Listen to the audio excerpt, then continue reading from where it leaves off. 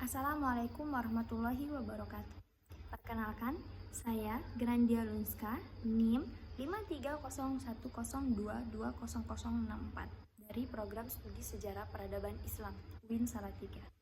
Pada pelaksanaan ini, saya ingin memaparkan secara kritis sebuah fenomena sejarah penting dalam kajian sejarah sosial ekonomi Indonesia, yaitu sistem tanam paksa atau dalam bahasa Belanda sering disebut dengan kultur stelsel, dan menganalisisnya melalui teori konflik sosial yang dikembangkan oleh Karl Marx. Tanam paksa diberlakukan oleh pemerintah kolonial sejak tahun 1830 di bawah kepemimpinan Gubernur Jenderal Johannes van der Bos. Sistem ini mewajibkan rakyat di tanah jajahan, khususnya di Jawa, untuk menanam tanaman ekspor seperti kopi, tebu, dan nila di sebagian besar lahannya. Hasilnya harus diserahkan ke pihak penjajah, bukan untuk kepentingan rakyat, melainkan untuk mengisi kas negara Belanda yang saat itu tengah mengalami krisis ekonomi. Jadi, dampak dari sistem ini sangat menyakitkan bagi rakyat Indonesia.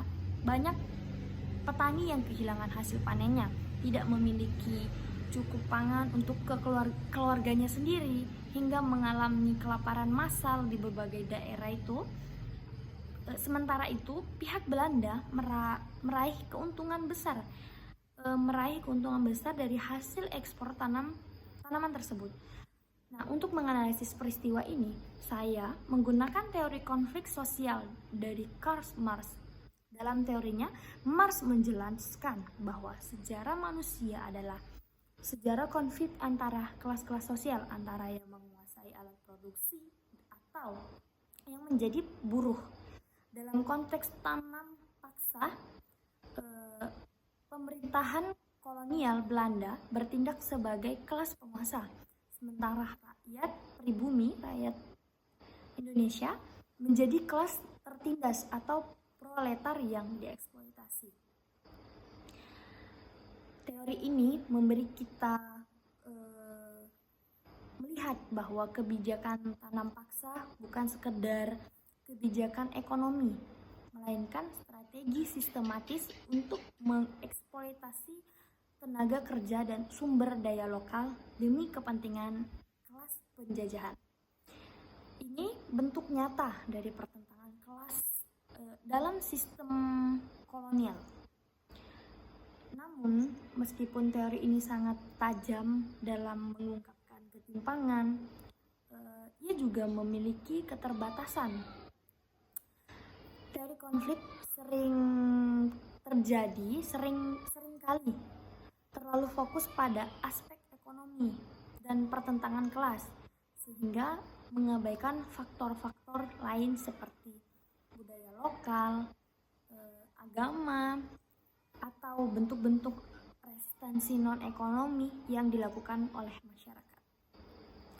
Karena itu, teori ini tetap sangat relevan untuk mengungkapkan ketidakadilan struktural tetapi perlu dilengkapi dengan pendekatan seperti teori struktural fungsionalisme untuk melihat bagaimana sistem kolonial tetap bertahan dan beradaptasi dalam masyarakat. Sebagai penutup pembahasan kita bisa menyimpulkan bahwa tanam paksa adalah bentuk eksploitasi ekonomi yang sangat merugikan rakyat Indonesia. Dan melalui teori konflik sosial, kita bisa memahami akar dari penindasan tersebut secara lebih kritis dan tajam. Demikian pemaparan saya, semoga bermanfaat dalam memperkaya pemahaman dan ilmu pengetahuan terhadap sejarah sosial ekonomi Indonesia. Apabila ada ada yang kurang pas atau yang kurang cocok menurut teman-teman, boleh diberi komentar, boleh diberi masukan kepada saya. Sekian dari saya, terima kasih. Wassalamualaikum warahmatullahi wabarakatuh.